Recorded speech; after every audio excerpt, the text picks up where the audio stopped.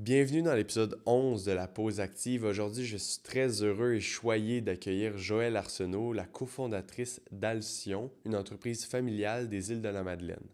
C'est une entreprise qui produit du sel de mer naturel. On parle des origines de l'entreprise, du futur de celle-ci et des futurs produits. On parle également de l'importance du focus en entrepreneuriat et d'avoir une vision claire. On parle des désavantages, mais surtout des avantages d'avoir une entreprise familiale qui se complète. C'est un épisode très riche. Bref, bonne écoute.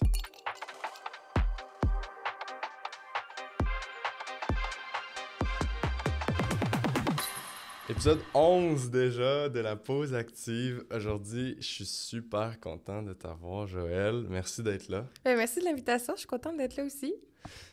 Moi, ça me fait vraiment plaisir de t'accueillir parce que là, je porte fièrement le chandail de la base aujourd'hui. On filme à la base. C'est là où on s'est rencontrés, l'incubateur du HEC.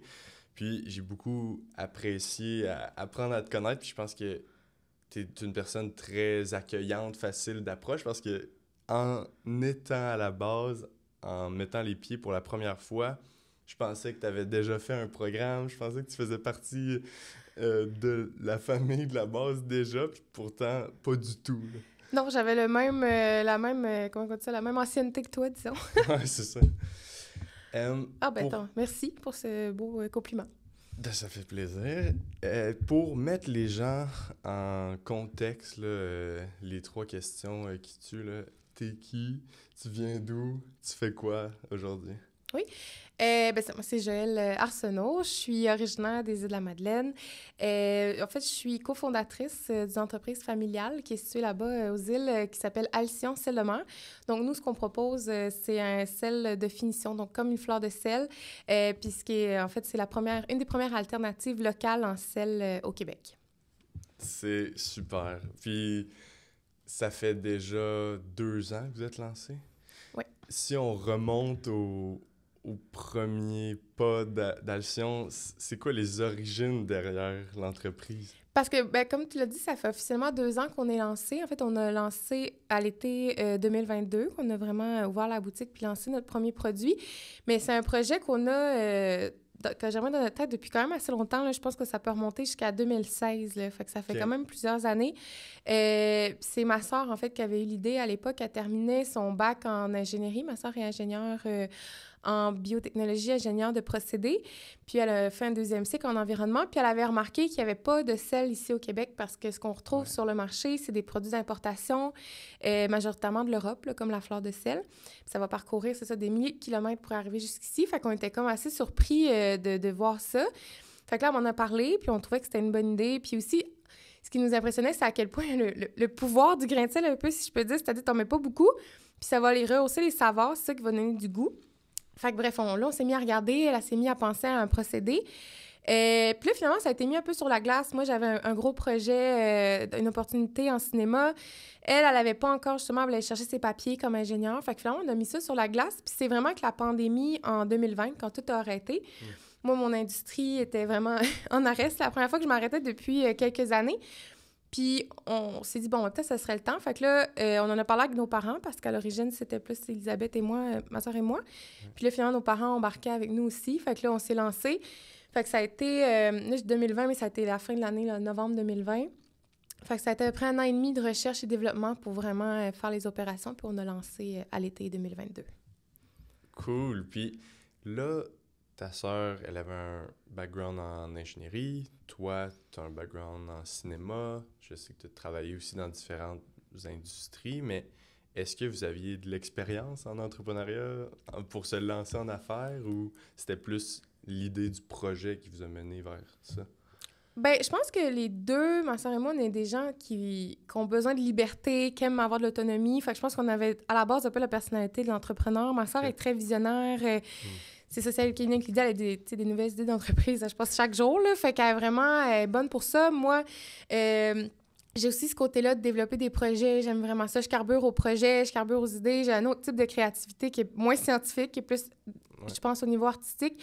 Puis le fait que les deux, justement, venaient de 2 milieux complètement différents, je pense que ça faisait une équipe qui était complémentaire aussi. Puis travailler avec ma soeur, c'était un défi que j'avais envie de relever, mais moi, c'était pas ma première expérience en entrepreneuriat. J'avais déjà eu mon entreprise qui était dans le domaine du cinéma avant, mais j'aurais jamais pensé, si tu m'avais dit que j'aurais eu une entreprise en agroalimentaire, par exemple, ça, j'aurais pas vu ça venir. Ouais, OK.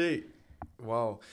Puis là, c'est ta sœur et toi qui avez eu l'idée. Puis moi, je trouve ça super intéressant, des entreprises familiales, des cofondateurs, frères et sœurs.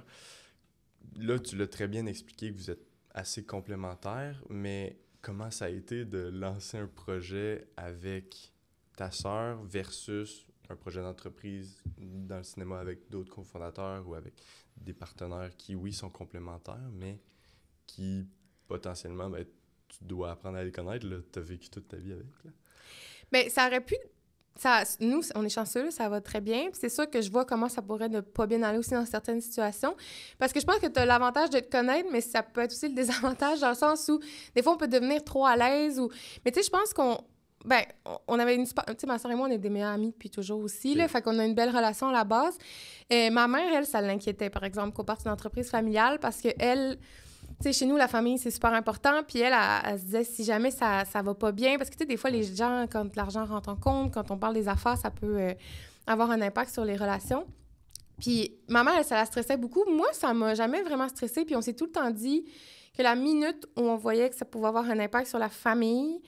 Ça, c'était un non négociable qu'on n'allait pas poursuivre ou quelque chose comme... T'sais, mais pour l'instant, en tout cas, je n'ai pas de bois, je touche du bois, mais non, ça se passe vraiment bien. Puis je pense que c'est la force des profils complémentaires parce que des fois, dans une équipe, ce qui peut être plus difficile, c'est si tu as des forces assez similaires.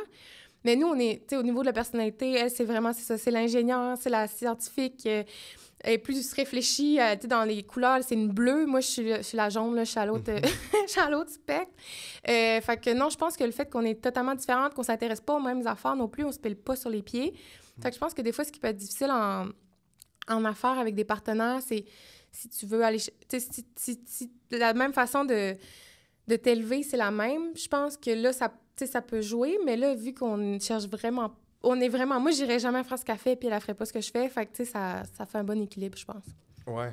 Non, tellement, la complémentarité. Puis j'aime vraiment l'aspect que tu as mentionné les couleurs. Ouais. C'est les tests de personnalité, différents profils. Il y en existe des tonnes, là, des tests psychométriques pour apprendre à se connaître, faire de l'introspection. Mais je pense que ça devrait être un non négociable de le faire avec un partenaire. Puis là, en plus, c'était ta sœur. Tu la connaissais quand même de base, sa personnalité, mais tu le savais, des profils qui sont complémentaires, mais si tu as 2 rouges, 2 jaunes qui veulent être de l'avant, ça va être vraiment difficile. Là. Ouais, puis je pense que c'est un truc que j'ai pas mentionné, mais la confiance aussi. Moi, j'ai une confiance aveugle en ma soeur. Genre, pour moi, ma soeur, c'est la personne la plus intelligente au monde, puis peu importe la décision qu'elle va prendre, je sais que, comme moi, j'y fais confiance. Puis j'y fais confiance de ce côté-là, mais aussi dans tous les aspects de ce qu'on peut entendre par la confiance. Là. Fait que je pense que ça, c'est important aussi dans un partenaire, autant que ce soit famille ou pas famille. Là, la confiance en affaires, c'est important de savoir qu'il va y avoir de la transparence, puis qu'on peut se dire les vraies affaires. Puis, ouais. Tellement. Puis tu as mentionné si toi, ça t'a jamais fait peur parce que si ça allait trop loin, tu allais te retirer. Comment tu sais que tu t'en vas trop loin? Comment tu dépistes ces signes-là? Parce que souvent, il est un peu trop tard là, que tu vas le réaliser. Et c'est quoi les signes précurseurs de ça? Ben, c'est une super bonne question, puis peut-être que ça revient à connaître un peu ses limites. Puis je pense que ça, c'est quelque chose que j'ai beaucoup appris aussi au fil du temps. Je pense aussi que c'est peut-être dans l'harmonie des relations. Tu sais, là, je veux pas nous jinxer, mais tu sais, depuis le début, je pense qu'on s'est chicané comme une fois. Là. Puis au final, on en rit parce que ça a été la meilleure chose qui est arrivée parce qu'on s'en allait trop loin dans un projet. Puis là, finalement, c'était une chicane, c'était comme rien de... C'est pas majeur, mais quand même, ça a été un petit accrochage. Puis finalement, c'est cette fois-là qu'on a pris la meilleure décision, tu sais. Ça nous a... Peut-être qu'il y avait un malaise qu'on se disait pas. Fait, je pense que ça, par contre, si ça arrivait à répétition, ce serait problématique. Mais tu sais, une fois en comme 3 ans, c'est pas... C'est normal aussi d'avoir des désaccords, puis comme ça se faisait dans le respect. Ah oui. Puis, mais c'est une bonne question. Je sais pas comment... C'est vrai que des fois, on va le réaliser trop tard, comme dans plein de situations, autant en affaires qu'au niveau personnel. Mais je pense que c'est d'être à l'écoute des signes, mais je pense qu'il n'y a pas de bonne réponse, mais c'est de peut-être comme un peu la relation, comment qu'elle va. Aussi le ressenti, je pense qu'il faut se faire confiance à comment on se sent. Si on ne se sent pas bien dans un environnement ou dans une relation, peut-être qu'il y a des limites qui sont dépassées ou des situations dans lesquelles on n'est pas bien, mais c'est une bonne question.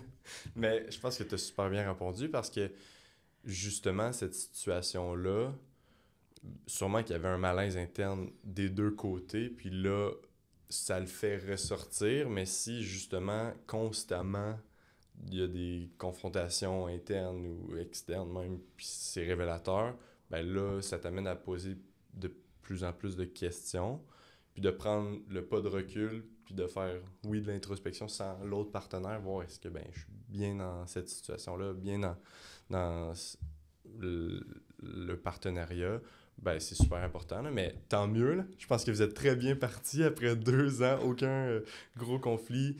La progression de l'entreprise, puis on va en parler, là, touchons du bois, mais je pense que ça va très bien. Là. Puis, tu sais, on a parlé de non négociable, puis un autre qu'on a, nous, c'est vraiment la notion de plaisir dans ce qu'on fait.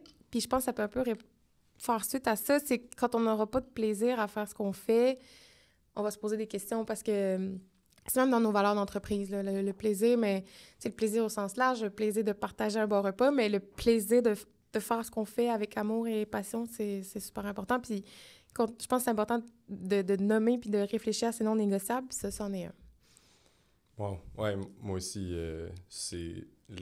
la performance par le plaisir, c'est comme une de mes valeurs prédictives d'un bon succès d'entreprise parce que, ben, veux pas, tu vas passer plus que temps plein sur ce projet-là, donc faut que tu aimes ça. Là. Ouais. Puis, puis je trouve ça intéressant que tes parents, il y avait des doutes, ils n'étaient pas certains, est-ce que on veut que nos filles se lancent dans ce projet-là, mais sont maintenant aussi impliqués dans le projet de proche ou de loin. De très proche, oui. Ah oui, OK. Oui, on est les 4 impliqués temps plein dans l'entreprise. OK. Puis quand il y avait des doutes, c'était pas le projet, ça, ils n'ont jamais eu de doute. C'était plus, tu sais, ma mère, qui, comme je disais, la famille, c'est vraiment comme la grande priorité. Fait que c'était plus ça qui était comme... Oui. C'était pas nécessairement un doute, mais peut-être une petite crainte. Ça pouvait être un risque, mettons, quand on nomme les risques en début. Mais non, on les a appelés, on leur a dit, nous, on veut... Parce que c'est un projet qui savait qu'on voulait partir depuis quelques années. Puis là, quand on les a appelés, puis on leur dit, ben là, finalement, ça serait là qu'on le fait. Là, il n'y a pas eu d'hésitation, ça a été oui tout de suite. Puis non, ma mère, elle est vraiment plus au service client, production aussi. Okay. Mon père est aux opérations avec ma soeur. Fait que les 4, on est à temps plein dans l'entreprise à travailler de tout apport égal dedans. Là. Fait que c'est peut-être plus Elisabeth et moi qui va être de l'avant, peut-être au niveau justement de parler de la vision, ces choses-là, mais c'est tout fait en famille, les 4. Et vraiment, les 4, on est tout investis. Puis des fois, les gens, c'est drôle, ils pensent entreprise familiale, on a repris l'entreprise de nos parents. Mais nous, c'est le contraire, on a été chercher nos parents pour les amener avec nous. Fait que non, c'est... Puis c'est ça. Non, c'est vraiment les 4 ensemble. Ouais. Non, c'est super beau. Puis j'ai rencontré là, toute ta famille à ton pitch final de la base. Puis vous êtes vraiment la famille Arsenault. Puis c'était beau à voir. Comme ça paraît que vous êtes tous investis. Puis dans le plaisir, ça ressortait. Là, ta mère est super joviale, elle sort tout le monde. Puis je pense que c'est très intéressant d'avoir l'optique de on va les chercher puis on le lance à 4, même si puis tes parents étaient retraités? Ma mère, oui. Ma mère, elle travaillait, avait eu une garderie, pas une garderie, mais un centre de la petite enfance à la maison. Ouais. On avait grandi. Fait qu'elle avait côté entrepreneurial, parce que dans le fond, quand tu as ton service de garde à la maison, elle avait déjà eu, puis elle avait travaillé en agroalimentaire aussi. Puis mon père, lui, là, c'est ça, là, il va être à la retraite éminemment. Il travaille plus, lui, du côté des pêches et des océans, mais c'est ça. Là, mais oui, fait que là, maintenant, ouais. Tu as parti une entreprise aux Îles-de-la-Madeleine, mais là, tu t'es impliqué dans la base à Montréal. Le fait, tu t'as passé l'été aux Îles-de-la-Madeleine aussi. Comment tu gères le fait que le projet, la famille était aux îles, tu viens des îles, tu as un sentiment d'attachement là. Puis le démarchage, la métropole entrepreneuriale au Québec, c'est Montréal. Donc, tu as un pied là pour faire du démarchage? Comment tu gères cette situation géographique? Ben moi, je trouve que ça amène des défis, mais je trouve que c'est un avantage, en fait, parce que, vu qu'on est une équipe de 4 personnes, d'avoir une personne qui est plus à temps plein, Montréal, Lanaudière, même Québec, ça permet que ça nous aide au niveau de la commercialisation, parce que quand même, beaucoup de nos activités, oui, toutes nos opérations sont aux îles, le gros, tu sais, c'est l'été à notre boutique, justement, je vais là-bas l'été. Mais le reste de l'année, c'est la boutique en ligne, c'est les points de vente. Puis ça, c'est moi qui m'occupe de tout ça. Ça permet que je peux m'occuper de la distribution aussi. Puis moi, ce que j'aime aussi, c'est que ça me permet d'aller rencontrer les gens qui vendent nos produits, de créer des liens. Ça, c'est super important. Les gens avec qui on collabore. Puis tout ce qui est la boutique en ligne aussi, parce que d'avoir une entreprise aux îles, c'est le fun, c'est beau les îles, mais il y a beaucoup d'enjeux au niveau de la logistique, des transports, des coûts que ça amène. Ouais. Fait que le fait d'avoir comme un petit entrepôt à l'extérieur des îles, bien, ça facilite beaucoup tout ce qui est plus commercialisation, exportation, les ventes. Fait que c'est sûr que ça peut être un défi parfois, mais il y a beaucoup de gens avec qui on collabore aussi qui sont pas aux îles. Ça me permet d'avoir un réseau à l'extérieur des îles. Fait que moi, je pense que ça amène quand même une force à l'entreprise de pouvoir... ben oui, la majorité de nos opérations sont là-bas, mais il y a tellement de choses autour. Je fais beaucoup de marchés, d'événements aussi. Ça me permet d'aller... Puis là, on veut pousser plus loin dans la transformation alimentaire, d'avoir des produits dérivés. Fait que, tu sais, de pouvoir... Non, je pense que moi, ça me permet de travailler sur tout ça. Puis, ben c'est sûr que là, je me rends régulièrement aux îles, puis c'est important, mais beaucoup de nos activités que ça me permet de faire ici. Ouais, puis je suis comme toi, là. Moi je suis basé à Gatineau, je suis souvent à Montréal, puis j'ai passé 5 ans à Québec, donc le réseau est dans toutes ces villes-là. Puis je pense que c'est un avantage là, d'avoir un réseau dans pratiquement tout le Québec là, pour justement développer ces liens-là. Puis comme Robert le dirait, business is people, Oui. donc C'est vrai. les partenariats que tu crées, puis je pense que de ta personne, clairement c'est des vrais liens qui se font. C'est très important, là. Puis moi je trouve ça très intéressant parce que il y a au niveau de comment vous vendez votre produit, est-ce que, parce que là, vous avez parti la boutique en personne, vous avez le site en ligne pour la distribution, vous avez aussi vos différents distributeurs. Comment tu vas chercher le plus tes clients? Est-ce que c'est en vente aux particuliers, ils passent directement par toi ou tu dirais que c'est plus avec les partenariats cuisine, etc.? La majorité de nos ventes, c'est vraiment dans le B2C, là. Fait que c'est la Ok. vente directe avec les clients. On a tout ce qui est nos points de vente aussi. Puis ça, c'est quelque chose qu'on veut développer davantage. Là, on a à peu près 70-80 points de vente au Québec. C'est quelque chose qu'on tend à doubler dans les prochains mois. On est chanceux parce que la majorité des points de vente, c'est eux qui nous ont approchés. Wow. Puis là, c'est ça. On est quand même 4, c'est pas une si petite équipe, mais quand même, tu sais, c'est quoi, là, comme un peu tout faire. Fait que là, on manque de temps, puis on veut être encore dans plus de villes. Je suis même pas sûre si on a un point de vente à Gatineau. On a beaucoup de clients Oh. dans l'Outaouais en plus. Puis là, c'est ça. Dans le fond, là, je me suis perdue dans la question, excuse-moi. Mais moi, c'est ça, c'est que la majorité de nos ventes se font avec les consommateurs. Fait que c'est beaucoup... Je sais pas si la question, elle est aussi peut-être au niveau du marketing, comment on approche les gens. Ouais. Mais nous, au début, ça a été presque exclusivement le marketing de contenu avec les réseaux sociaux, le bouche-à-oreille énormément aussi. Puis le fait que c'est une des premières au Québec qu'on a un sel aussi, je pense que Ouais. les gens étaient extrêmement curieux d'avoir une alternative locale. Fait que ça a suscité énormément d'intérêt du côté aussi des médias, comme la radio, les journaux. Ça, on a eu vraiment une belle visibilité. On a été chanceux de ce côté-là. Fait que ça a quand même suscité de l'intérêt, puis ça a quand même amené une belle clientèle aussi. Mais je dirais qu'au début, ça a vraiment été bouche à oreille, réseaux sociaux, de ce côté-là. Puis on a fait un peu de campagne de marketing d'influence aussi avec des influenceurs, mais sinon, je dirais que c'est vraiment plus un peu la relation qu'on bâtit avec nos clients. Puis je fais beaucoup de marchés aussi, comme j'ai dit, tant marché de Noël, événements un peu partout au Québec. Là. Fait que ça nous permet d'aller vraiment sur place, rencontrer les gens. Puis ben, les milliers de visiteurs qu'on a à la boutique l'été, ça, c'est une occasion. C'est le fun parce que ça nous permet aussi de valider nos produits, d'avoir des commentaires en direct, de parler avec les gens, puis ça nous donne des idées aussi. Fait que ça, c'est vraiment précieux d'avoir ce contact-là direct avec les clients. Ouais, mais ça fait plusieurs fois que tu le dis, le contact avec les clients, le relationnel. Tu vends un produit, veux pas, il pourrait être affiché dans un distributeur tout bonnement, puis jamais avoir ta face, mais pour toi, c'est très important. Est-ce que tu dirais que l'entreprise te permet d'avoir un peu une mission interne ou une vocation d'avoir un impact sur les gens puis la société, là? Ben, c'est sûr que... Ouais, je pense que je pense qu'on aurait... Quand on avait réfléchi à Alcyon au début, tu sais, notre positionnement de marque et tout, on aurait pu aller vraiment au niveau produit. Ouais. Puis, tu sais, qu'on met pas l'humain de l'avant, ces choses-là.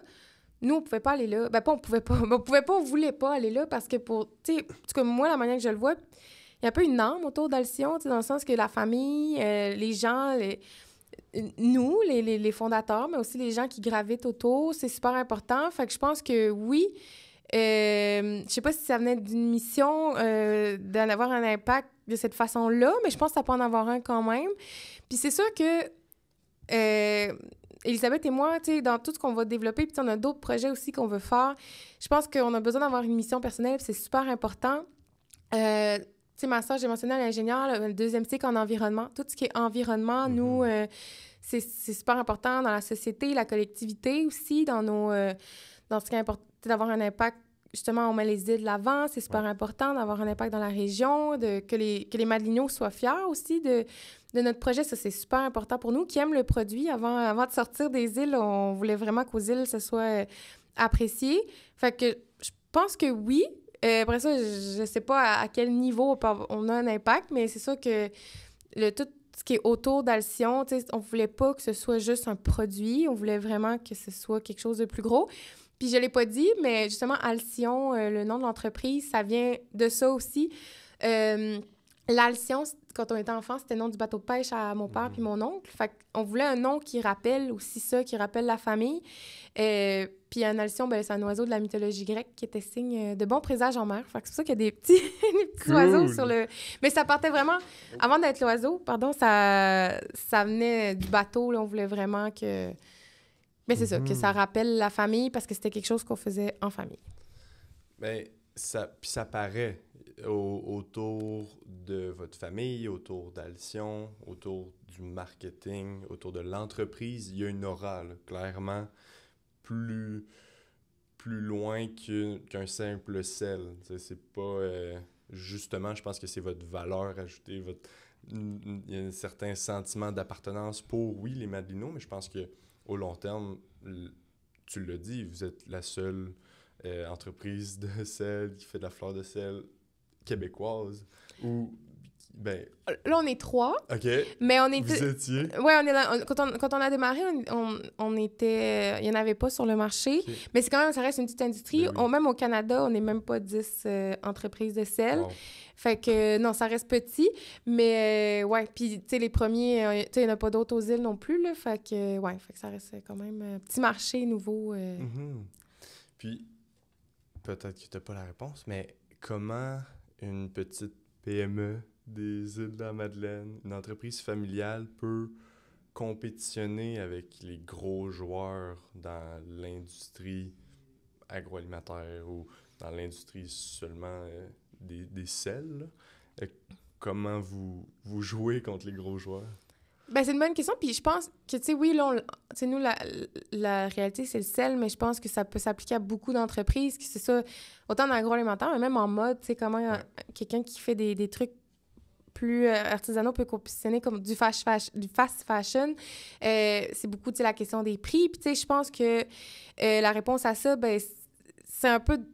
Je pense que les gens qui vont acheter local, ils ont quand même un souci de d'où provient... ben là, on parle d'un ingrédient, mais qu'est-ce qu'on met dans notre assiette? Je pense que c'est important. Le souci aussi d'encourager une économie qui est plus locale. Puis, tu sais, je pense que quand les gens achètent Alcyon, ben c'est sûr qu'ils s'attendent à un produit de qualité. Je pense qu'ils veulent... ils achètent pour le produit. Mais je pense que quand tu achètes aussi d'une entreprise d'ici... Ben, t'achètes, je pense, pour les valeurs de l'entreprise, t'achètes pour les gens. Fait que je pense que c'est ça l'intérêt. Puis, ben, je pense que c'est ça. C'est au niveau aussi de la qualité du produit qui n'est pas la même que si tu vas acheter un sel, par exemple, au Costco. C'est sûr que tu vas en avoir plus, puis le coût va être moindre. Mais après ça, tu n'auras pas la même qualité non plus. Puis la même, tu sais, là, c'est 100% naturel. Tu n'auras peut-être pas nécessairement les mêmes propriétés non plus. Mais ça, je pense que c'est peut-être un peu au niveau des valeurs de consommation, des valeurs d'achat, mais en même temps, je pense aussi que ça va avec le budget aussi. Là. Je veux pas dire que les gens qui n'achètent pas local ont pas des bonnes valeurs, là, vraiment pas. Je pense qu'après ça, il faut y aller selon le budget de chacun puis la réalité de tout le monde. Mais quand tu as les moyens de le faire, bien, quand tu as l'alternative puis que tu choisis de prendre l'alternative locale, je pense que il y a quand même beaucoup de valeur ajoutée pour la société de le faire. Puis aussi au niveau du développement durable aussi, d'acheter de façon locale et responsable. Je pense que... Puis comme je dis, c'est pas juste au niveau alimentaire, mais dans toutes sortes de sphères. Mais quand tu as les moyens de le faire, je pense que c'est important d'encourager ce qui se fait ici, là. Ben oui, tu as parlé d'une économie circulaire là, ou au niveau développement durable, mais juste au Québec, là, produit au Québec, acheté au Québec, taxes, etc.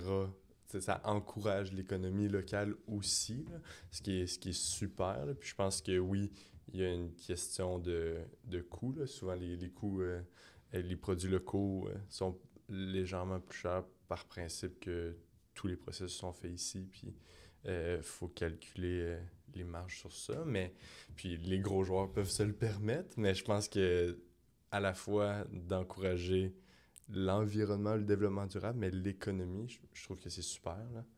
Puis moi, il y a beaucoup de marques d'ici que j'aime parce que j'aime les gens derrière la marque aussi, là, puis j'aime justement les valeurs. Fait ça, je pense que ça... Puis les gens, je pense, vont de plus en plus acheter parce qu'ils veulent que les marques s'impliquent, les marques... aient un impact. Fait que ça, je pense... Puis moi, en tout cas, personnellement, c'est quelque chose que je regarde beaucoup, là. C'est qui les gens derrière... Puis autant une petite entreprise que des fois, les plus grosses entreprises, c'est important. Tu sais, maintenant, il y a le saut B Corp aussi qui va aller chercher un certain engagement. C'est des entreprises détenues par des femmes aussi. Moi, c'est une sensibilité que j'ai. Ou des gens de la diversité. Fait que, tu sais, je pense que d'acheter... Tu sais, des fois, on dit acheter, c'est politique, là, mais il y a ça aussi, c'est tout un peu les choix qu'on fait, mais de qui est derrière ces entreprises-là, puis de quelle façon ces gens-là... s'enrichissent aussi. Puis, tu sais, c'est correct de créer de la valeur monétaire, mais est-ce que c'est fait au détriment d'autres choses? Fait que, je pense que c'est d'aller avec ses valeurs personnelles puis de choisir des entreprises qui vont répondre à ça aussi. Puis bon, personne n'est... c'est pas 100% de nos achats. Des fois, c'est plus difficile, mais quand même, des fois, quand on a juste une petite conscience de choisir, des fois aussi, quand... C'est sûr que des fois, on peut choisir ce qui est le plus avantageux au niveau budgétaire, mais des fois, quand tu as un choix à valeur égale, de peut-être y aller avec l'entreprise qui répond un petit peu plus à ce à quoi tu as envie d'encourager, là. Oui, tellement. Puis, en plus, justement, de tout l'aspect encourager local, tu l'as mentionné à plusieurs reprises, votre désir d'avoir un développement durable dans votre entreprise, d'avoir un impact sur l'environnement pour ta sœur, tu l'as noté que c'était une de ses valeurs personnelles même. Qu'est-ce qui mène vers ces... qu'est-ce qui mène vers ces projets-là? Comment vous voulez avoir un impact en développement durable? Bien, c'est une bonne question, mais ça a parti déjà du tout début, là, parce que ce qui a pris 1 an et demi de recherche et développement, nous, avant de lancer l'entreprise, c'était au niveau des opérations, parce qu'on voulait que le procédé, on ait un impact, on réduit au maximum notre impact énergétique, notre impact environnemental. Fait que ça, on a travaillé avec une firme en ingénierie qui aidait ma sœur à vraiment voir comment on pouvait optimiser nos opérations. Puis ça a déjà été la première partie. Là, maintenant, c'est de voir comment on peut tout valoriser ce qu'on fait. Là, dans une optique d'économie circulaire, en juin dernier, on a lancé le Nigari, qui est un sous-produit de notre fabrication de sel. Ça, c'est quand même assez niché, là. C'est pour faire du tofu à la maison, mais ça fait quand même que on utilise vraiment tout ce qu'on fait dans nos opérations. Puis là, ce produit-là, c'est concentré de chlorure de magnésium, c'est un concentré de saumure de sel. Puis il y a d'autres utilités. Fait que là, c'est que là, on repart en recherche et développement. Parce que, tu sais, c'est le fun de faire du sel, on aime ça, on aime développer, mais on aime aussi penser à ce qu'on peut faire d'autre, ce qu'on peut faire de nouveau. Puis comme je disais tantôt, autant moi que ma soeur, on a 200 nouvelles idées par jour. Fait que là, j'exagère, mais tu sais, c'est de voir un peu c'est quoi les nouveautés qu'on pourrait amener sur le marché, qu'est-ce qu'on pourrait faire de plus au niveau, justement, peut-être de la santé alimentaire. Puis il y a d'autres aspects aussi, je pense qu'il y a d'autres propriétés à ça. Fait que... ouais, je pense que ça vient beaucoup de là, comment on peut tout revaloriser, puis dans quelle cause on peut s'investir, de quelle façon on peut s'impliquer dans la communauté. Fait que je pense que tout le développement durable, il y a plusieurs aspects. Puis aussi, ben, c'est une entreprise, comme je disais, qui est détenue par des femmes. Fait que ça, c'est toutes des notions qu'on a dans nos décisions d'entreprise. Fait que je pense que c'est ça. C'est tous les aspects, ben, autant environnement que développement durable. Là, Ouais. Non, mais puis c'est super intéressant. Puis j'aime l'aspect que, là, t'exagères en disant 200 idées, mais je suis sûr que t'en as plus que 5 à 10 par semaine. Là. Donc, dans l'année, ça doit être incroyable. Comment tu fais pour gérer ces idées-là? Est-ce que c'est toujours dans la même optique, dans votre même industrie, d'étendre ou des fois ça va à tout bord, tout côté? Ah non, on sort vraiment. Puis, tu sais, on a plein d'autres passions qu'on aime aussi. Fait que c'est de voir comment on peut aller peut-être jumeler certaines passions avec ces produits-là aussi. Mais non, tu sais, on est là, c'est sûr que là, on essaie de focus alimentaire parce que je pense des fois, comme entrepreneur, c'est facile de s'éparpiller.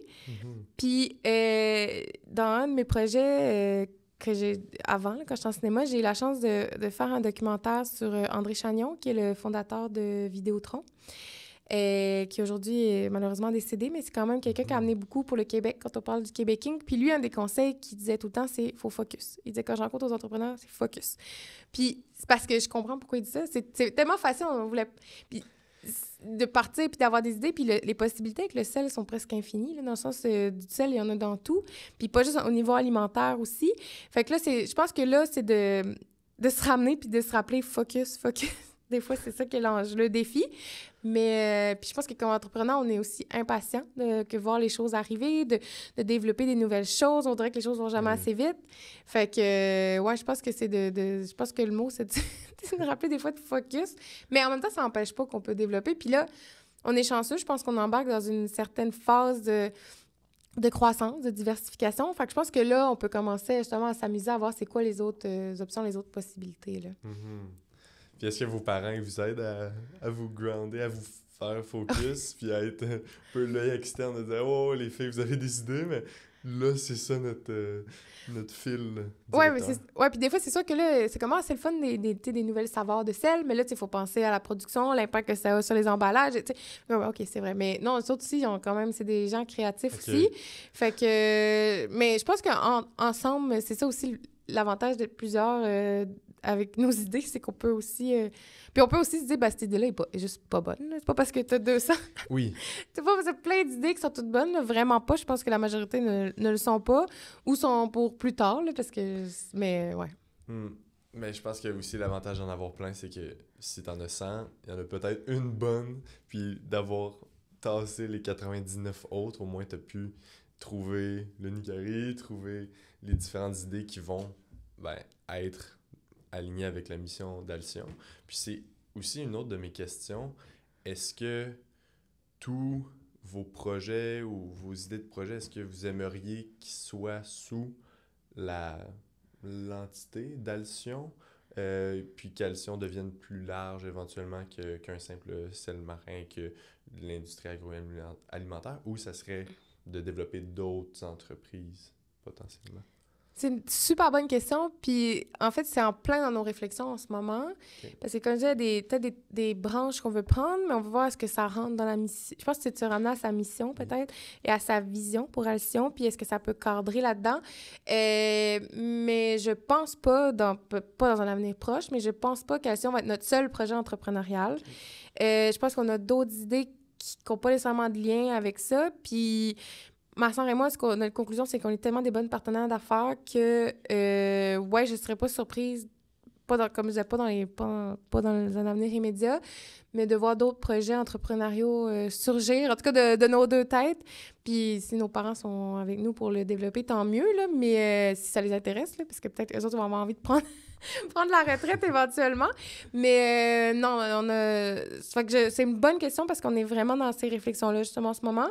Je pense qu'il y a certains projets qu'on va pouvoir attacher parce qu'ils vont avoir un lien avec la mission de l'entreprise. Mais je pense qu'éventuellement, il y en aura d'autres, mais comme je ne sais pas pour tout de suite. Puis je pense il reste encore beaucoup de travail à faire avec Alcyon. Mais en tout cas, éventuellement, je pense que ça peut faire partie des développements de peut-être lancer d'autres choses qui sera complémentaires ou pas. Je ne sais pas encore. À suivre. Oui, mais à suivre. Le mot-clé, focus. Oui, c'est ça. Mais je pense que c'est tellement un bon conseil là, parce que tu l'as mentionné, en étant entrepreneur, on a 12 000, 5 000 chapeaux, là, on doit être différents. Puis en plus d'avoir plein d'idées qui vont te mener à avoir d'autres tâches, d'autres chapeaux, etc. Je pense que de se réaligner puis un peu de se freiner pour s'assurer que les choses se fassent bien, c'est un conseil qui vaut clairement de l'or, là. J'ai le goût avec ça, parce que tu l'as dit, que être éparpillé, être dans plein de choses en même temps, des fois, c'est difficile de s'aligner. Et j'ai le goût de t'amener dans le segment du podcast Claque d'en face, OK. où on aborde...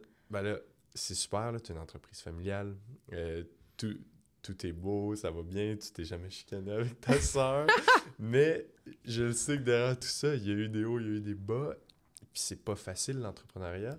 Si t'avais à ramener un moment où tu t'es senti confronté, où vous avez vécu un certain échec, puis comment vous en êtes sortis de ça, là? Ben, en fait, je sais pas si je vais répondre exactement à ta question, mais moi, mon grand défi de vie, c'est l'équilibre. Je suis quelqu'un, puis j'y travaille, puis je pense que Alcyon fait partie de cette démarche-là vers l'équilibre. Puis là où je veux dire, c'est que, tu l'as dit tantôt, je pense qu'on pourrait, tu sais, on est des gens qui pourraient travailler 24 heures sur 24. Puis moi, j'ai tout le temps été quelqu'un qui travaillait beaucoup, voire trop. Puis avant, j'étais dans une industrie où on pouvait travailler 7 jours semaine, 15 à 20 heures par jour. Puis quand la COVID est arrivée, justement, là on était tous assis chez nous. Puis moi, être assis chez nous, c'était pas arrivé depuis vraiment longtemps. Tu sais, moi, je dormais chez nous, là. C'est à peu près tout ce que je faisais, là. Fait ça a été un peu une claque d'en face de me dire « Oh my God, OK, ça fait des années que je suis pas arrêtée. Je suis à bout. » J'ai, tu sais, un équilibre vie professionnelle, vie personnelle.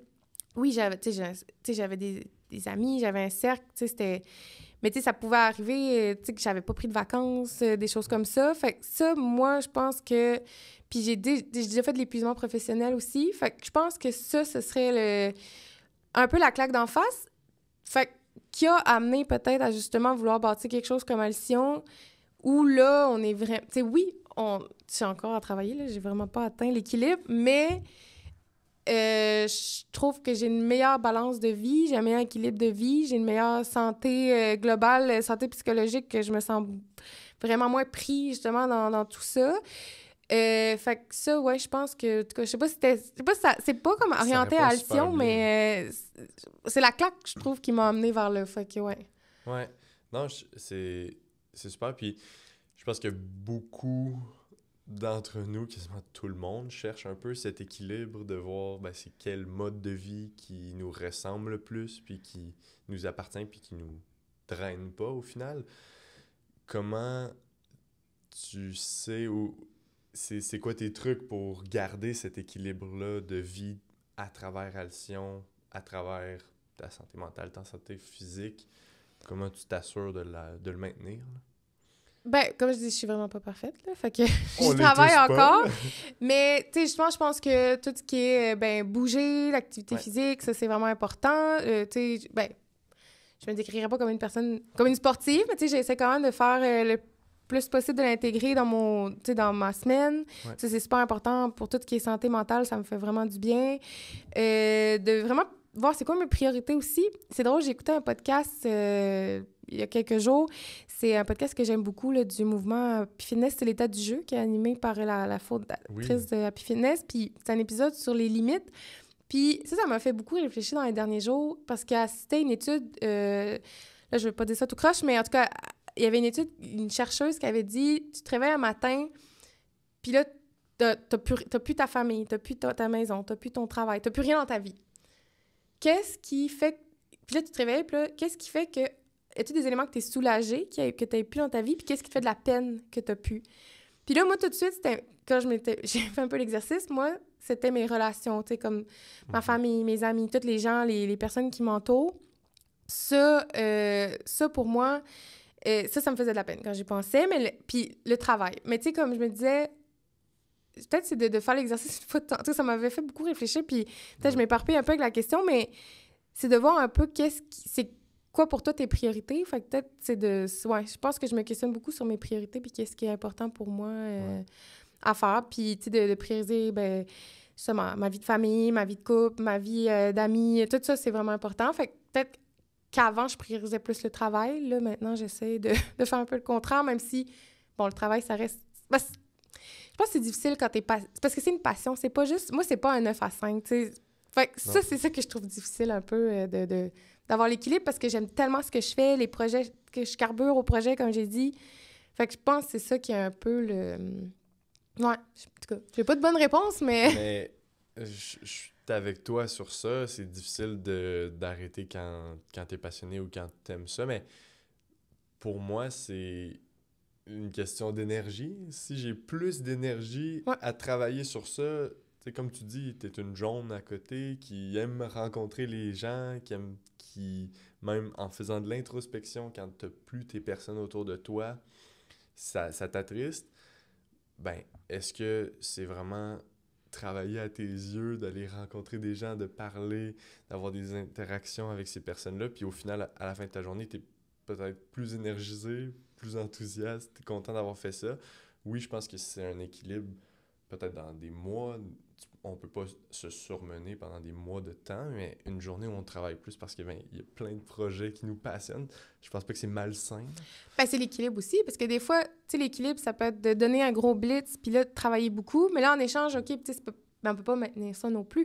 Fait que c'est normal qu'il y a des moments aussi, tu sais, surtout comme entrepreneur, je pense que c'est difficile de dire, ben moi, je vais faire mon 9 à 5 du lundi au vendredi. Ben, il y en a qui le font, puis moi, je trouve ça admirable qu'ils réussissent à le faire, puis chapeau.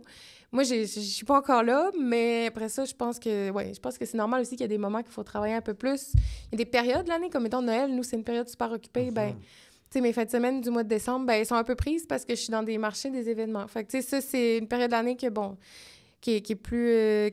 la semaine est réorganisée différemment, mais tu sais, là, je vais aller chercher mes... Ouh, pardon. Excusez. Je vais aller chercher justement mon équilibre ailleurs. Fait que, ouais, c'est tout... ouais, c'est de voir comment on arrange les choses. Tellement. Puis après cette introspection-là, de dire je retire ces aspects-là de ma vie, ça m'attriste. Est-ce que tu as changé des choses la semaine d'après dans ta semaine ou tu étais sur ton X, tu étais équilibré? Bah, tu sais, j'ai écouté ça il y a quelques jours. Fait que j'ai pas encore fait vraiment... C'est vrai. J'ai pas eu le temps, mais je dirais que j'étais plus au niveau de la réflexion. Fait que j'y ai pensé vraiment beaucoup, tu sais, quand t'écoutes quelque chose puis que tu y repenses. Mais non, ma conclusion était que je me trouvais quand même sur mon X puis bien alignée parce que, tu sais, il n'y avait rien que je me serais sentie soulagée de plus avoir dans ma vie. Fait que, puis ça faisait aussi partie de la discussion qu'ils avaient dans le podcast. Est-ce que tu ouvres tes yeux? Ah, ta vie n'a pas changé, tout est comme ça. Ben moi, je dirais que oui. Je pense que je suis assez heureuse dans ma façon de ma vie en ce moment. Fait que c'était ça ma conclusion, mais ça demande quand même une réflexion de choisir tu sais, des priorités puis des... Là, c'est ça qu'il y a aussi d'autres choses qui me fait réfléchir, comme par exemple, qu'est-ce que tu veux que les gens disent de toi? Ou, tu sais, mais la journée, quand tu vas être plus vieille, est-ce que tu veux que les gens disent « Ah, elle, on l'aimait... Elle travaillait beaucoup, c'était le fun, tu sais? » ou... Ça, c'est le genre, en tout cas, moi, c'est le genre de truc qui m'aide à comme choisir puis faire des priorités de qu'est-ce que tu veux que les gens se rappellent de toi aussi, de à la fin de ta vie, qu'est-ce que tu veux avoir accompli. Puis, tu sais, les gens qui c'est 100% professionnel, c'est correct aussi. Moi, c'est pas ça, fait que c'est là. Je pense que je suis plus... dans la réflexion, j'ai pas encore appliqué, mais Alcyon, c'était une première étape, je pense, pour aller... Dans les 2-3 dernières années, là, ça a beaucoup changé, là. Ben, c'est super, je suis vraiment content pour toi. Puis je pense que de se le poser fréquemment, c'est important parce que ça se peut qu'en ce moment, tu sois sur ton X, puis là, vous entamez un autre projet, puis finalement, ça correspond moins, puis de se remettre toujours en question, ben, puis ton analyse, là, de dire qu'est-ce que je veux qu'on retienne de moi ou qu'est-ce que je veux retenir de moi-même, de se le poser fréquemment, je pense qu'on devrait tous faire ça, là. Je retiens ce truc-là. Mais tu sais, je pense que je suis quelqu'un aussi qui est beaucoup dans l'intuition, dans le sens que... Ouais. Puis des fois, c'était drôle dans mes équipes de travail, pas avec... avant, tu sais, les gens disaient « Oh non, je l'aime pas ça, c'est écrit dans sa face. » Puis je dirais que quand je me sens pas alignée, genre, j'ai vraiment un blocage. Ouais. Fait que ça, je suis quand même très proche de comment je me sens, comment... Non, je le file pas, je vais pas là. Fait que je pense de s'écouter aussi, mais ça tu sais, ça, je suis quand même assez... Je me connais bien maintenant, fait que je sais que quand ça vaut la peine d'écouter un... Puis des fois, c'est ça ça peut être lié à... On veut pas sortir de la zone de confort, c'est un stress, mais je pense qu'il faut pas avoir peur de s'écouter aussi. Je pense qu'on sait tout le temps ce qui est le mieux pour nous, puis la fois, c'est de le saisir à temps, mais ça, je suis rendue quand même pas pire là-dedans. Tu as mentionné que le 9 à 5 ne fitait pas encore à ta personne. Ta sœur aussi s'est lancée, ta famille est en plein dans le projet. Comment vous avez vécu la transition d'un emploi, d'une carrière à temps plein dans une entreprise? Je pense que c'est toujours un moment qu'on se pose la question, c'est quand le bon moment, mais comment vous l'avez vécu?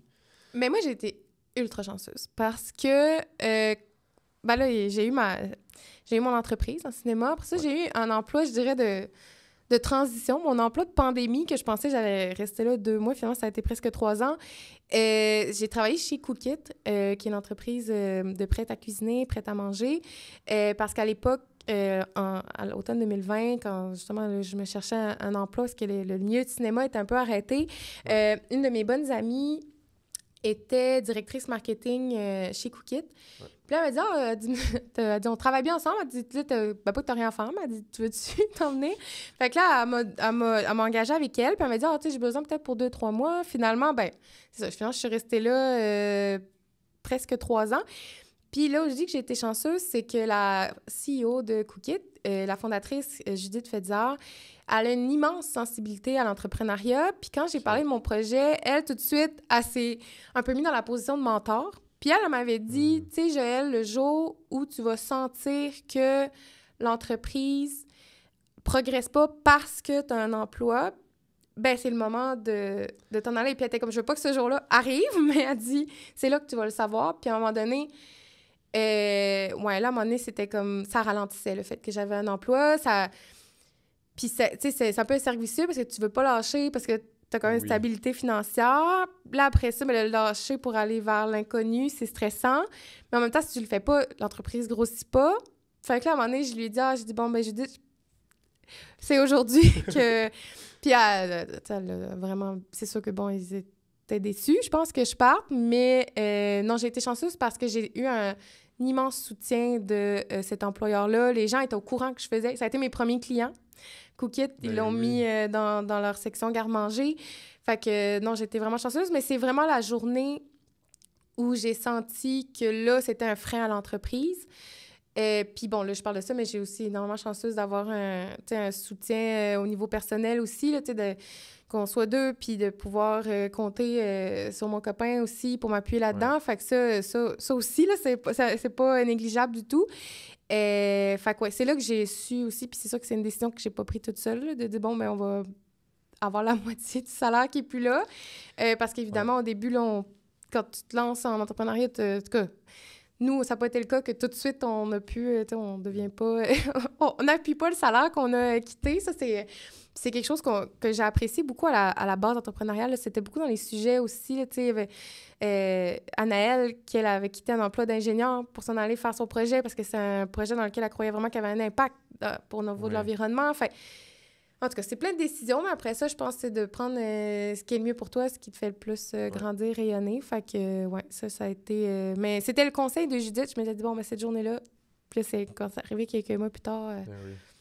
En plus, dans l'industrie de l'alimentaire, c'est super, là. Ben, ça a été mais c'est chouette parce que ça a été moi, ça a été mon premier tremplin aussi dans l'alimentaire parce que du cinéma à Cookit, ça a été une école aussi de tout ce qui se faisait, là. Fait que j'ai rencontré des chefs, j'ai rencontré d'autres producteurs d'ici, des façons de faire aussi. Puis ça m'a amené... puis c'est là, je pense qu'on avait beaucoup connecté dans le sens... Finalement, j'ai été travailler dans l'équipe de la culture, expérience employée. C'est quelque chose que j'avais jamais étudié là-dedans, mais finalement, je pense que ça revient à l'humain, là, mais j'aimais tellement travailler avec les employés que finalement, ça m'a amené comme une autre carrière que je m'attendais pas. Fait que non, ça a été... non, j'ai été chanceuse dans ce parcours-là, que tout s'aligne puis m'amène ici. Puis tu l'as jamais regretté, là. C'était le bon moment. Ouais, non, il n'y a pas... Ben, c'est sûr que je pense qu'on a tous des doutes, puis on est des... Je pense qu'on... Tu sais, on est probablement des fois tout un peu anxieux, mais ça, je pense que c'est la réalité de tout le monde, là, de se remettre en question. Mais non, j'ai jamais regretté. Puis genre, moi, je suis tellement heureuse dans ce qu'on fait, dans ce qu'on développe, que non, je suis vraiment contente. Cool. Puis tu l'as mentionné, là, que c'est un grand supporter à ta personne, à l'entreprise, là. Ton copain, est-ce qu'il il est dans l'entrepreneuriat ou lui, il a un 9 à 5? Oui, oui, nous, on est... Non, c'est ça, lui, il est plus stable. Ben, Ok. au niveau professionnel, non, il est pas dans l'entrepreneuriat. Mais, tu sais, par exemple, il va me donner un coup de main, il va venir faire les marchés avec moi la fin de semaine. Ouais. Enfin, il est très impliqué dans l'entreprise. Même chose pour ma soeur aussi, son copain. Fait que, tu sais, c'est sûr que veut pas, ils font un peu partie de l'entreprise par la bande. Mais non, on n'est pas... Lui, il est vraiment pas dans... Ben, vraiment pas. Peut-être qu'il y aurait une fibre entrepreneuriale, on sait pas, qu'on va peut-être le découvrir, mais... il s'implique, mais non, il n'est pas dans cet environnement-là. Mais il fait partie intégrante de ton équilibre, de ton X, de différentes sphères pour être en équilibre, Oui. ce qui est très important. Puis, tu l'as mentionné que l'activité physique, pour toi, c'était super important. On parlait juste avant le podcast là, que tu t'enlignes pour faire un 10 km samedi. Oui. Puis là, par le temps que l'épisode sorte, ça fera très longtemps que tu l'auras fait. Tu vas être rendu à progresser Je vais avoir dans tes dépassé C'est ça. mes toutes, là. Mais je trouve ça intéressant parce que moi, au niveau de l'activité physique, ben, dernièrement, je me donne des objectifs personnels, mais jamais...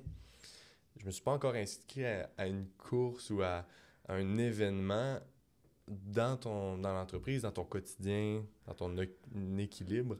Est-ce que d'avoir cette date-là, cet objectif-là, ça t'a aidé à progresser, à le maintenir à ton horaire, etc. là? Oui, puis ben là, ça revient aussi à l'accompagnement à la base, là, mais on avait droit à de l'accompagnement, justement, puis fait au niveau de l'activité physique. Oui. Puis moi, j'avais quelqu'un qui m'avait vraiment monté mon plan pour atteindre, justement, jusqu'aux 10 km cet été, là. Fait que c'était un plan de juin à septembre. Fait que ça, j'avais vraiment, tu sais, comme quoi faire pour y arriver. Puis, tu sais, ça fait même pas un an que j'ai commencé à courir, là. Fait que c'est sûr que, bon, j'ai encore beaucoup de place à l'amélioration, mais c'est quelque chose que je fais plus pour le plaisir. Puis, ouais, puis le fait d'être aux îles, ça, c'est un des grands avantages, là, le bouger dehors. Tu sais, j'étais dehors tous les jours, que ce soit pour de la course ou pour autre chose. Il y a un centre d'activité physique aux îles qui est vraiment le fun. On fait toutes les activités dehors. Fait que là, ça, j'allais là Cool. 3 fois semaine. Fait que le fait d'être dehors, de bouger, d'être aux îles, ça c'est une grande source de motivation. Puis, ouais, fait que je dirais que je fais c'est dans mes priorités dans mon horaire, là. Fait que, ben, c'est plus comme au niveau plaisir aussi, là. Ouais. Puis tu vois, des gens comme toi, ça m'inspire beaucoup aussi, là. Je suis ce que tu fais, fait que ça, c'est le fun. Puis, bon, comme je te dis, je suis pas à ton niveau, là, mais je trouve que c'est inspirant. Il n'y a pas de niveau, là. Moi, je cours souvent à un pace de quasiment 7 minutes, très mollo. Moi, comme toi, c'est dans le plaisir. Je suis zéro dans la performance. Je pense que moi, tout le mérite pour toi. Tu m'inspires aussi. Je vois tes publications, tes stories avec... Tu le fais dans le plaisir avec ton chien, avec Ouais, ton mon copain, chien. avec, dans des paysages aussi phénoménal. Ben, ça aide d'être aux îles, c'est sûr, l'été en plus. Mais Ouais. je pense que c'est la recette de le faire. Puis là, c'est drôle parce que t'es dans l'alimentaire. Mais la recette de la santé, Oui. c'est de le faire dans le plaisir. Puis le fait que tu suives le mouvement Happy Fitness, ben, c'est dans la même voie là, de bouger dans le plaisir. On s'en fout si tu marches, si tu cours, si tu le fais avec des amis ou pas, à quelle heure tu le fais. Tant qu'on s'active à notre manière, je pense que c'est la clé. Puis tu l'as dit aussi de l'ajouter à son horaire. Là. Des fois, oui, je vais le faire à chaque jour, mais quand on a le rappel, OK, à 2h30, je vais marcher, ça l'aide. Ouais, puis moi, c'est mon moment plaisir dans le sens que c'est à l'horaire, mais c'est pas comme « Ah, c'est le moment, il faut que j'aille faire ça. » Non, c'est comme « OK, là, c'est le moment, c'est le fun. » Ou je commence ma journée ou j'y vais plus en fin de journée. Fait ouais, de le mettre à l'horaire, mais tu sais, c'est un rappel, mais moi, c'est pas, tu sais, c'est pas comme une tâche, justement. Fait que c'est ça qui est le fun. Ouais. C'est juste le mettre à l'horaire et s'assurer que ça va rester dans une priorité. Fait que ça, c'est... Puis c'est pour ça que je trouve ça aussi... Moi, tu sais, des projets d'entrepreneuriat en santé, en activité physique, moi, ça me passionne. C'est comme quelque chose de super excitant depuis le début, là, que tu me parles de tes idées que... Puis au niveau de la culture d'entreprise aussi, c'est quelque chose que je m'impliquais, tous les défis, temps sportif, bien-être. Fait que ça, c'est assurément... Ben là, je pense que là, faut que je me ramène à la notion d'équilibre, mais c'est assurément le type de projet que moi, genre, qui me passionne aussi, là. Ouais, puis tu l'as mentionné très subtilement, là, que vous étiez dans le démarchage pour un projet en santé, puis justement, ayant plein d'idées dans ce domaine-là, puis ses passions, j'en doute pas, là, parce que on s'est beaucoup parlé de ce domaine-là, de cette industrie. Puis je pense que de par ta personne, tu pourrais avoir un gros impact. Mais encore une fois, focus, équilibre. Mais non, c'est super intéressant, là. Puis là, je me suis un peu perdu dans ma pensée, dans tout ça.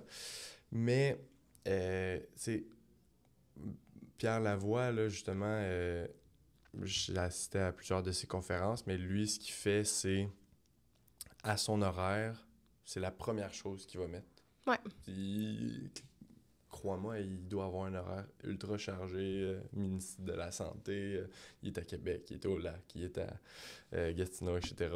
Mais, pour l'avoir appelé une fois, il est en train de faire sa marche ou il est toujours, à chaque jour, il fait son activité physique. Puis je pense que la clé, c'est pas de le voir comme une tâche, mais l'ajouter à son horaire. Puis la première chose, puis moi-même, je dois me taper sur les doigts cette semaine que c'était pas dans mon horaire. Fait qu'il y a une journée où je l'ai pas fait, mais ça aide, puis de pas le voir comme une tâche, là. Donc si tu vois, mettons, l'entraînement en salle comme une tâche, mais c'est peut-être juste parce que t'aimes pas ça le gym. Puis peut-être qu'il y a autre chose qui serait pas une tâche à tes yeux, là. Ouais, mais je trouve que c'est vrai, puis je suis vraiment d'accord avec ça, tu sais. Quand je faisais mes choix de qu'est-ce que j'avais envie de faire, la natation, je faisais de la compétition quand j'étais enfant. J'adore la natation. Fait que là, j'étais comme ça, c'est le genre d'affaire que je peux mettre à mon horaire, que ça va être un moment de plaisir. Tout ce qui se fait dehors, comme justement, c'est pour ça aussi que là, je voulais faire le 10 km au printemps.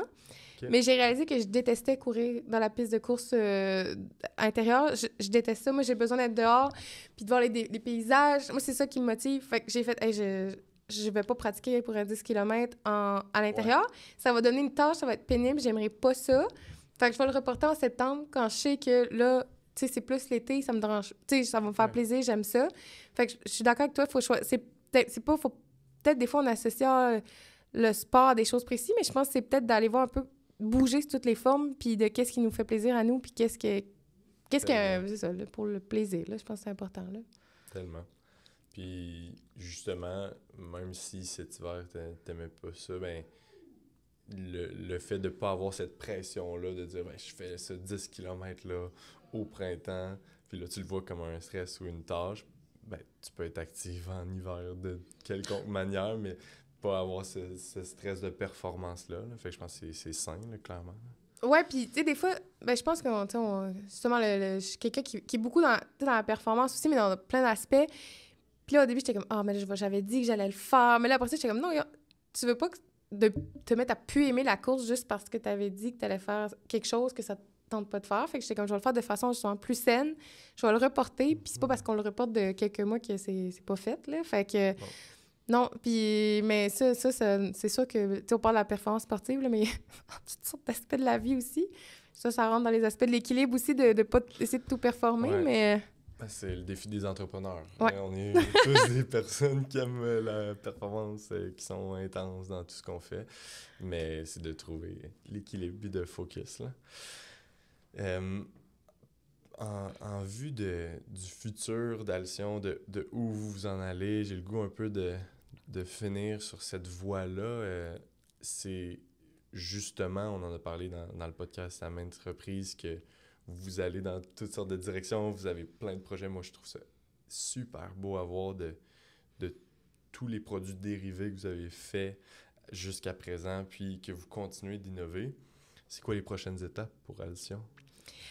Bien là, je pense que ça va être Là, on est vraiment en mode se structurer, de planifier, parce que je pense qu'on était beaucoup en mode... tu sais, quand on lance, on était en mode réactif, on va faire ça. Là, c'est de prendre un petit peu de recul de « OK, là, on va planifier peut-être un peu plus long terme. » Ça, c'est dans les étapes. Tout réfléchir aussi à, justement, c'est où qu'on veut se voir dans 5 ans, dans 10 ans, dans 15 ans. Fait que c'est beaucoup les réflexions qu'on a en ce moment. Mais c'est sûr que là, nous, une des avenues qu'on veut prendre, c'est vraiment tout ce qui est essentiel du garde-manger, je l'appelle comme ça, mais de voir c'est quoi tous les produits qu'on peut faire avec du sel. Comme je disais, il y a du sel dans presque tout. Ouais. Fait que les possibilités sont assez infinies. Puis aussi, je trouve que ce qui est bien avec une alternative comme Alcyon au niveau du sel, c'est des fois, on est comme le sel, c'est un peu l'ennemi, mais je pense que c'est la quantité, c'est ce qu'on choisit. Quand on prend un sel, justement, comme Alcyon, ben on le met sur des aliments frais, on n'en met pas beaucoup. Fait que ça demeure une alternative qui est plus santé. Des fois, quand on pense au sel de façon plus négative, c'est peut-être pas en cette avenue-là. Fait que là, nous, justement, on va avoir un contrôle sur d'où viennent les ingrédients, la quantité qu'on en met. Fait que c'est ça. Je pense que c'est un peu l'avenue de voir c'est quoi les essentiels du garde-manger. Puis là, ben en tout cas, il y a plein de choses qu'on doit préciser, mais... puis je pense que c'est de tout le temps, je reviens encore à ça, mais de voir où qu'on va aller, mais dans le plaisir, puis qu'on va avoir du fun à... La modération a bien meilleur goût. Oui! Mais puis je pense que c'est même aussi notable dans votre entreprise, là, étant entrepreneur, puis les deux, vous avez beaucoup... Puis les quatre, là, tu l'as dit, vous êtes des créatifs, vous êtes des intenses, la famille, vous êtes très drivés, donc des fois, dans les moments morts, on a le goût de mettre un autre produit, mais des fois, la bonne étape, c'est de placer les pièces pour bien planifier cette prochaine étape-là, au lieu de toujours en relancer. Donc c'est super. Puis en mots de la fin, j'aime ça toujours en ressortir un conseil, là, c'est le segment final de la pépite d'or. Là. Si tu avais un conseil à un entrepreneur, une entrepreneur, parce que c'est une de vos forces là, d'être une entreprise fondée et menée là, par des femmes, ou à toi, dans le passé, là, quel conseil t'aurais à donner? Ben, je dirais de s'amuser dans ce que tu fais, mais sinon, j'ai l'impression que peut-être je suis pas la seule qui dit ça, mais de bien s'entourer. Moi, je pense que c'est vraiment la clé du succès, mais pas juste le succès financier, là, le succès personnel aussi, dans le sens où puis ça va aller chercher le plaisir, ça va aller chercher tous les aspects. Je pense que si tu as une équipe avec laquelle tu es bien, avec laquelle tu es complémentaire, puis autant, je parle de l'équipe directe, mais aussi tous les gens avec qui tu collabores, les gens que tu vois au quotidien, je pense que ça va avoir un impact sur toi, comment tu te sens. Fait que bien s'entourer, moi, je pense que c'est le plus important. Je suis d'accord.